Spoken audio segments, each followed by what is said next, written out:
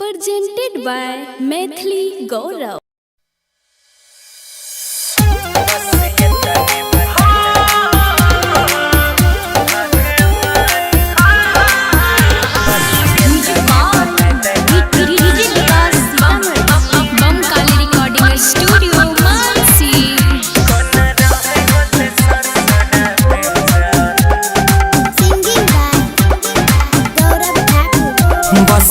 तने बता दे भगवान कोना रहे होते ससुरा में जान।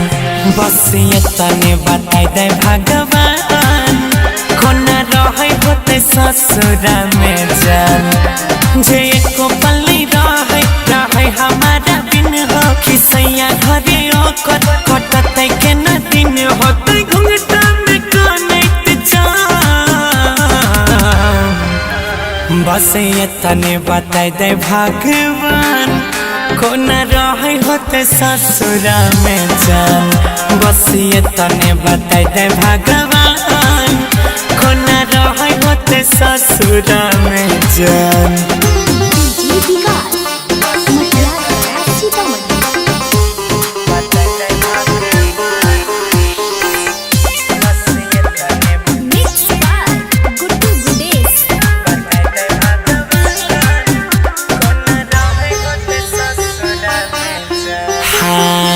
रहतई के ना सहतई के ना चेहरा ओकर उदास हैतई जाने नहीं है ई दिन अतै प्यार के हमर बनवास हैतई। रहतई के ना सहतई के ना चेहरा ओकर उदास हैतई जाने नहीं है इतना जल्दी प्यार के मोर बनवास हैतई। बीतल सारा रतिया सोचे होते संगतिया बीतल सारा रतिया सोचे होते संगतिया होते हमारे पाँव कर दिया।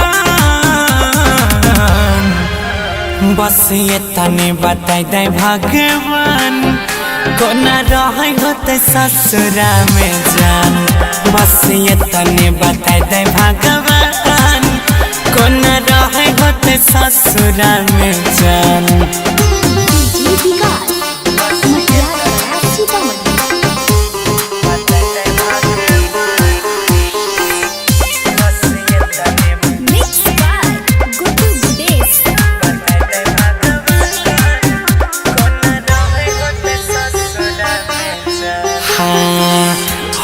छै सबर ओकर खबर सुनल मन बड़ी तरसै छै। हालत दिल के छै मुश्किल में आँख से आंसू बरसै छै।